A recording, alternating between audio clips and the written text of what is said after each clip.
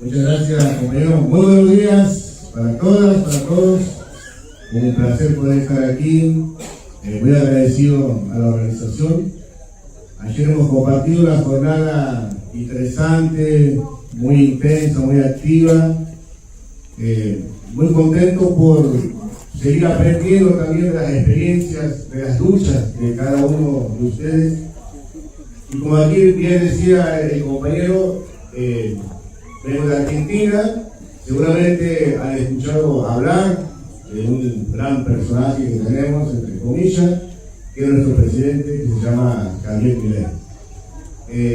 Yo soy politólogo, pero más que nada soy militante. De los 14 años trabajo, milito dentro del territorio, construyendo y recuperando el sentido de la política. Siempre digo a mis amigos, mis compañeras que amo la política, ¿no? Y que no puede haber ningún tipo de transformación si no es a partir de la política.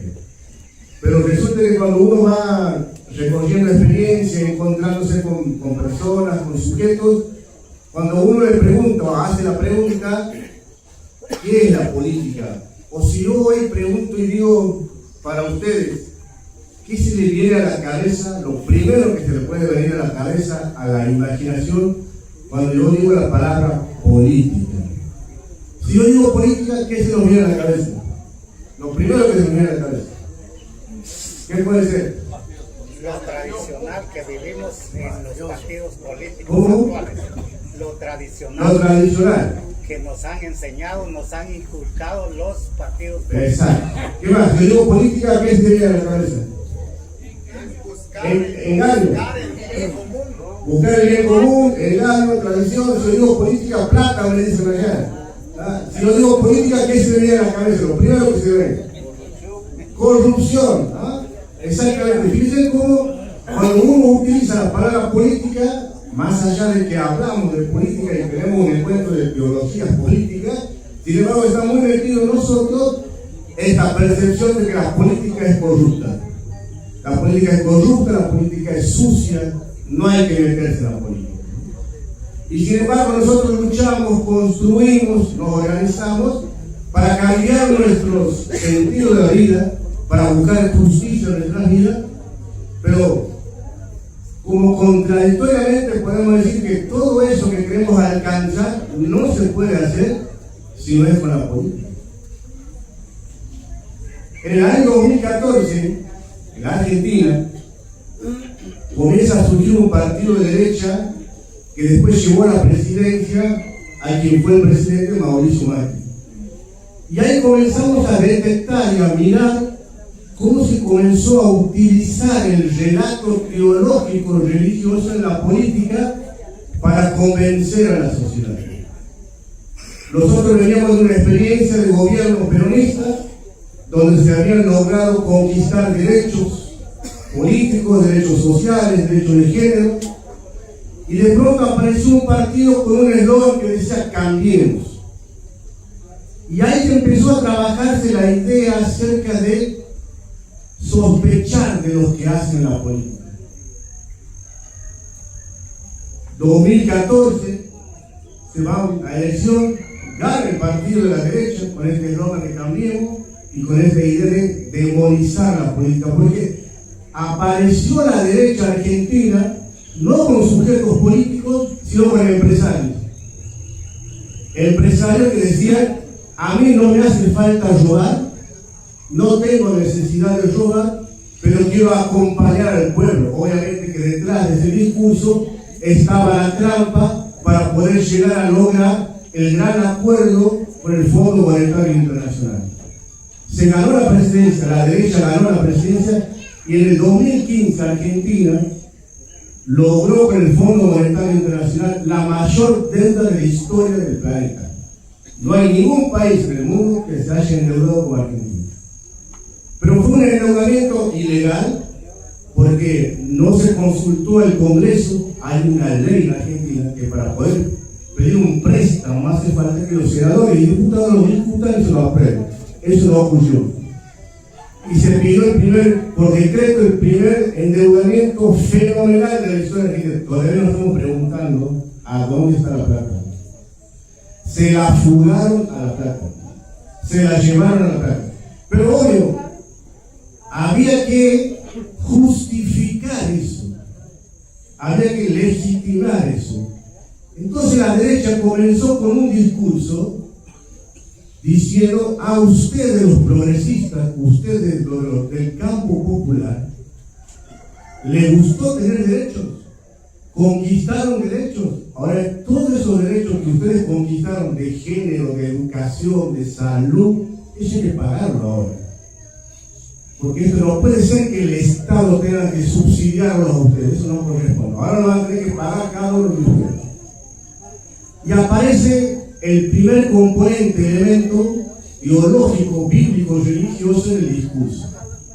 ¿Se acuerdan ustedes del mito judeo de la caída, de la tentación del Génesis? ¿Se acuerdan cuando viene la serpiente y le dice a Adán y Eva: comete la frutita esta? Y ellos dicen: no, porque la deidad nos dijo que no comamos porque nos podría caer un castigo. ¿Se acuerdan del Génesis, de ese relato? Bien, perfecto. Resulta que en el plato estaba Adán y Eva, viene la serpiente y le dice a Eva: mira Eva, ponete la frutita esta, que no me acuerdo si era una pera o una manzana que era. Y Eva le dice: no, mejor le voy a decir a Adán que se lo coma. Vení Adán, le dice: va, viene Adán, yo Adán. Dice la serpiente que si nosotros comemos esa frutita, vamos a hacer igual que la deidad. Porque la deidad, la tentación le va a decir: oye, come, porque vas a conocer. Y la deidad no quiere que vos conozcas, la deidad suprema no quiere que vos conozcas. Resulta ser que se comieron el fruto. Apareció Dios y les cargó con la culpa. Ah, ustedes comieron el fruto prohibido. ¿Sabe qué nos decía la derecha a nosotros, los del sector del campo popular, que habíamos logrado los derechos, las conquistas? Ah, ustedes querían tener sueldos dignos. Ah, ustedes querían comprarse zapatillas. Ah, ustedes querían viajar, querían tener vacaciones. Ahora van a tener que pagar con el sudor de la frente. Así como en el mito judío cristiano de la caída y de la expulsión, la deidad le dijo suprema: ahora por haber querido comer el fruto prohibido, van a tener que pagar con el sudor de la frente. Lo mismo comenzó a trabajar con ese discurso la derecha, diciendo: ustedes quisieron tener derechos, quisieron conquistar, ahora lo van a pagar aquí con el sudor de la frente. Y ahí comenzó en Argentina el brutal ajustamiento, el ajuste, los tarifazos. Y resulta ser cuando uno se encontraba en la fila pagando la boleta de la energía, de la luz o del agua, ¿qué decíamos nosotros? Y bueno, hay que pagar. ¿Qué vamos a hacer? No queda otra. Fíjense cómo también nosotros empezamos a tener una respuesta de resignación. ¿Qué vamos a hacer? No queda otra. En el año 2014, esta utilización del relato teológico religioso que empieza en Argentina también tiene que ver con lo que fue aconteciendo en otros países. Ustedes recuerden que en Brasil la presidenta Dilma Rousseff fue destituida de su cargo en el nombre de Dios.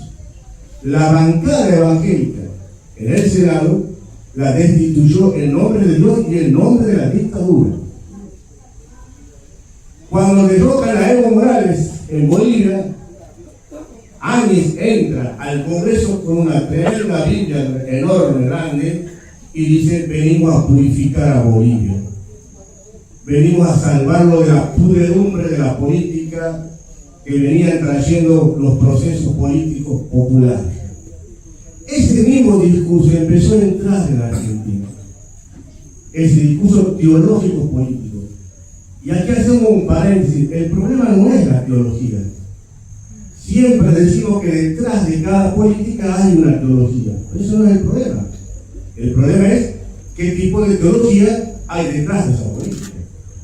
Puedes tener una teología sacrificial, la que te pide, te induce, te llama, te invoca, te propone a que te sacrifiques.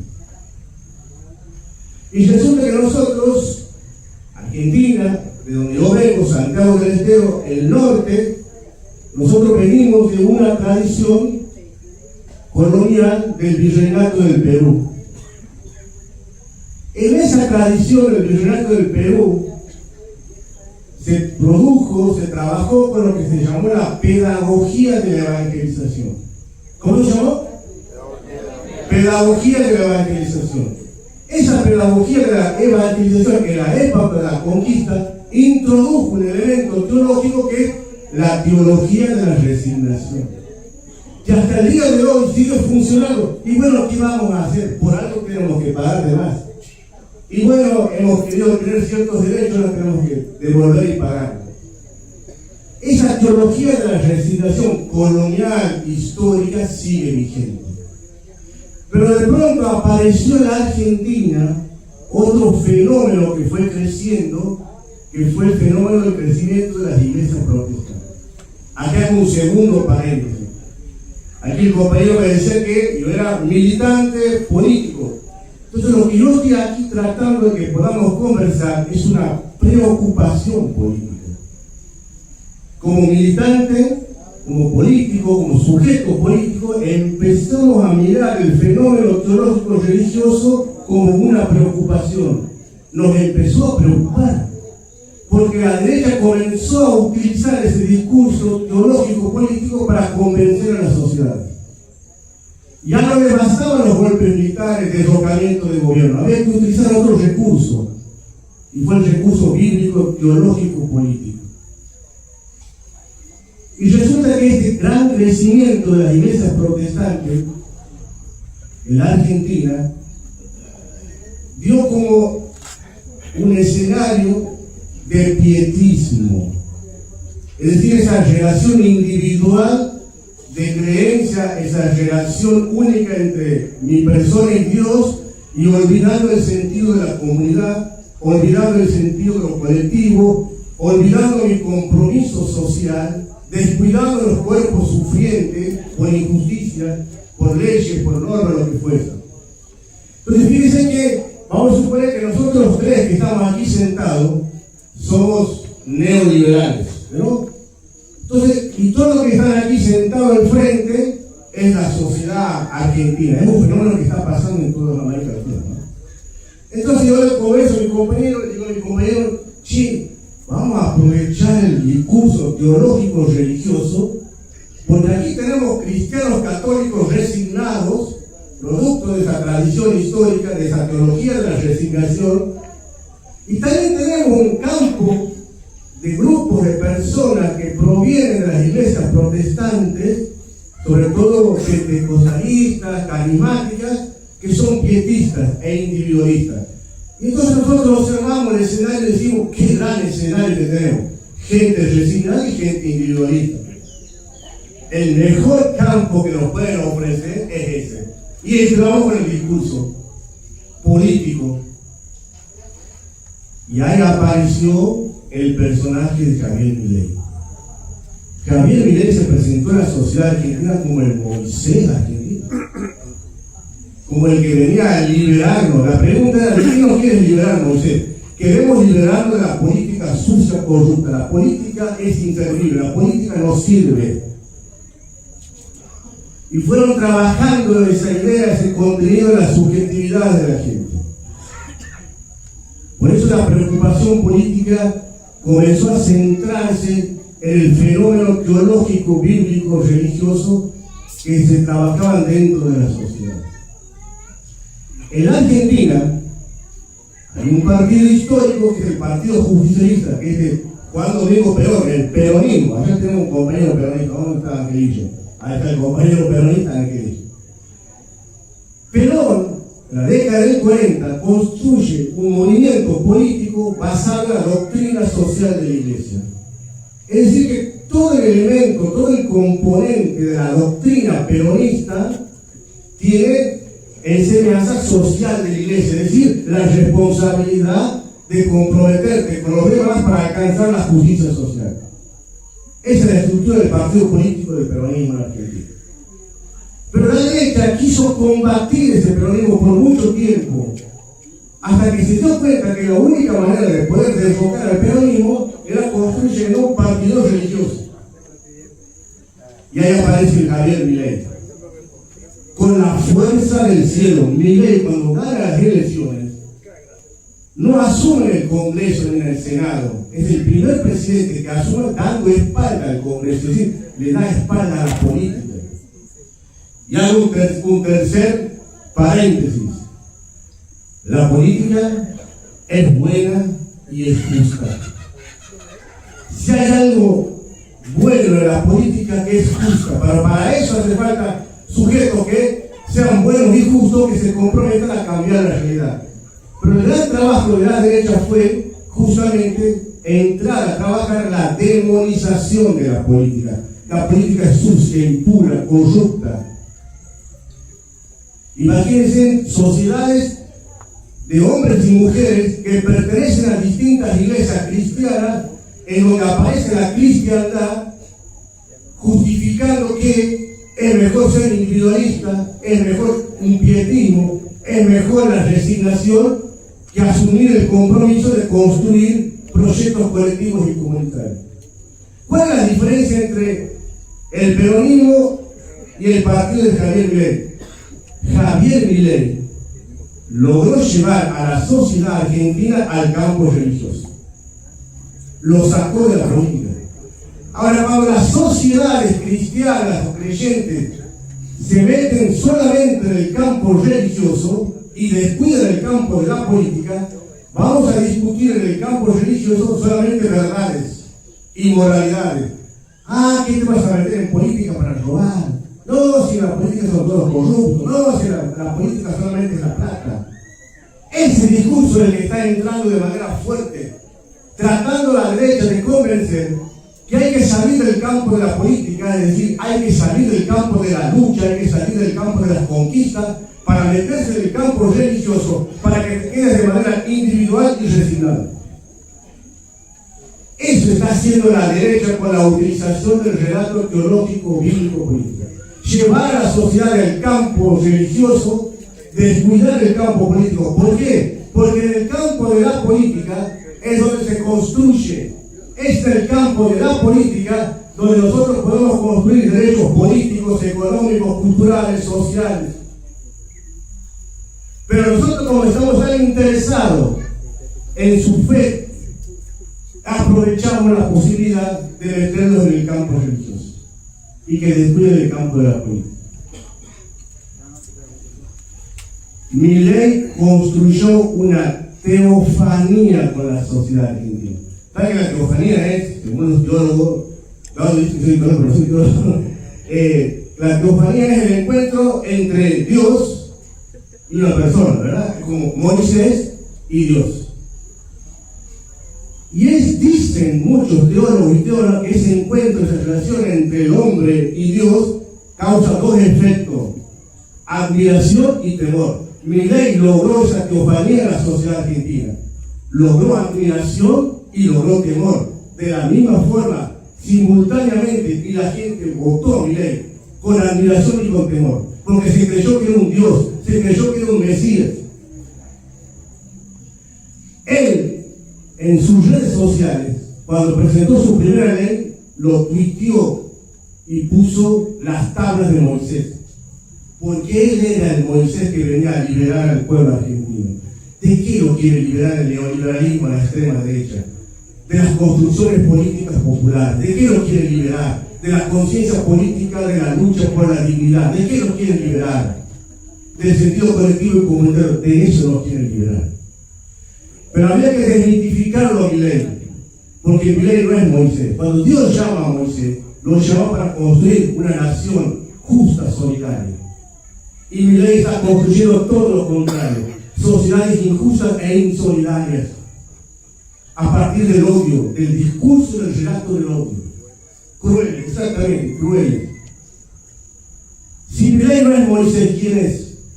Nosotros decimos, desde la política, que es el neoliberalista de Salomón. ¿Se acuerdan que en el Antiguo Testamento le decían a la tradición que venían trabajando y construyendo por muchos años la tierra prometida, empezaron a pedir un rey.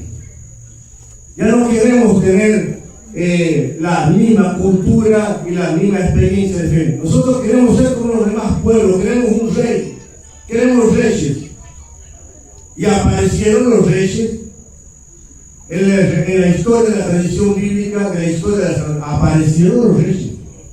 Es decir, que ese primer proyecto de ser pueblo justo y solidario para luchar en defensa de las viudas, de los huérfanos, de los desprotegidos, se lo cogió, se lo reemplazó y fueron a optar por el rey. Reemplazaron al Dios de la vida por el Dios del mercado.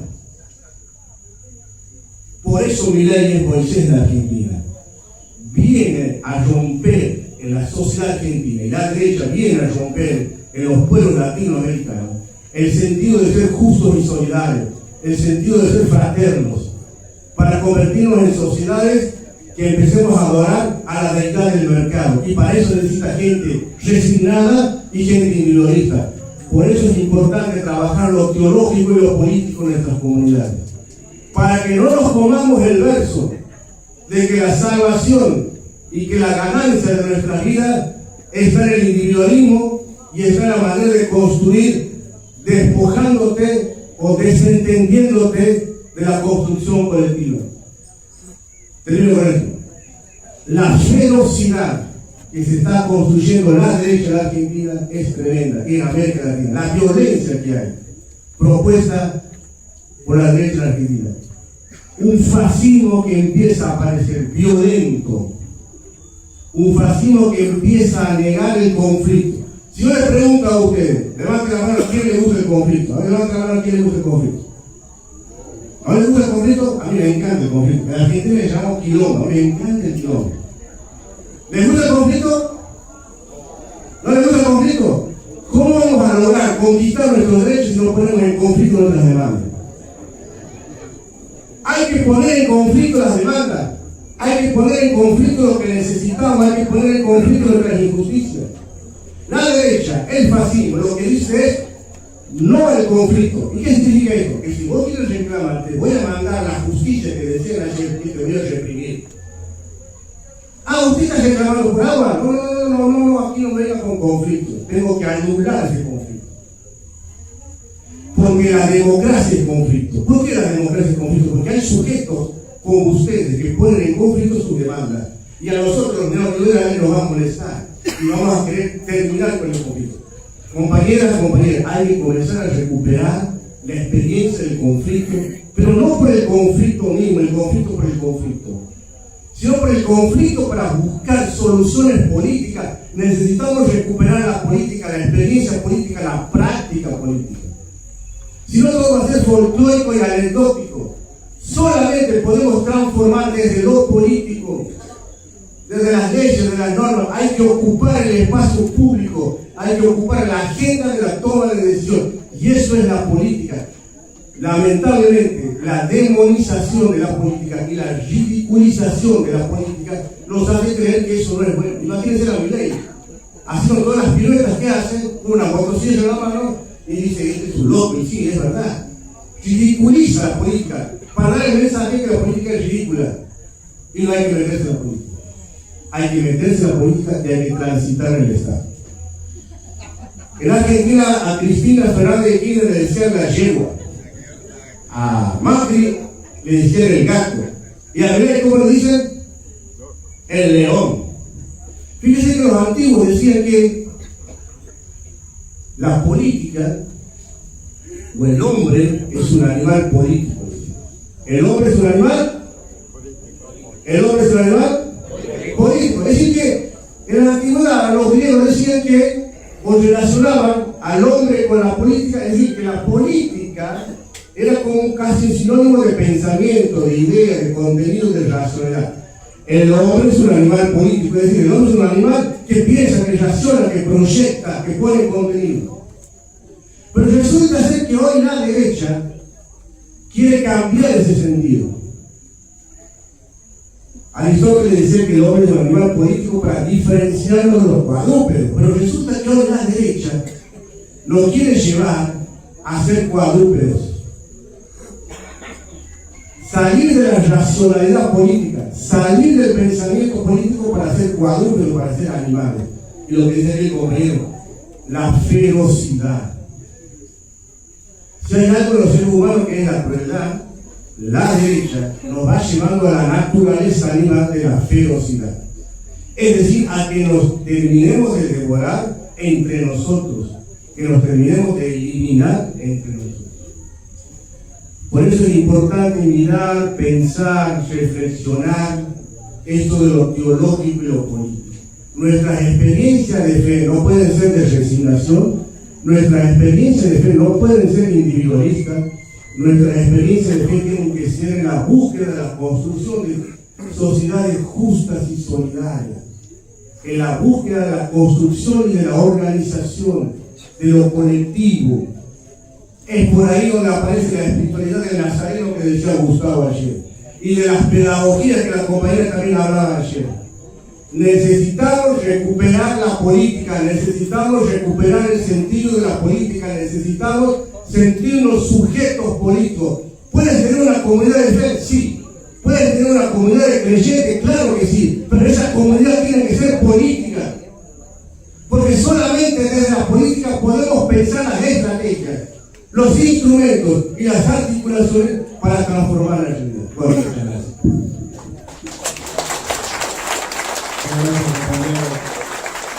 Sin duda la fe es algo que tenemos, ¿verdad?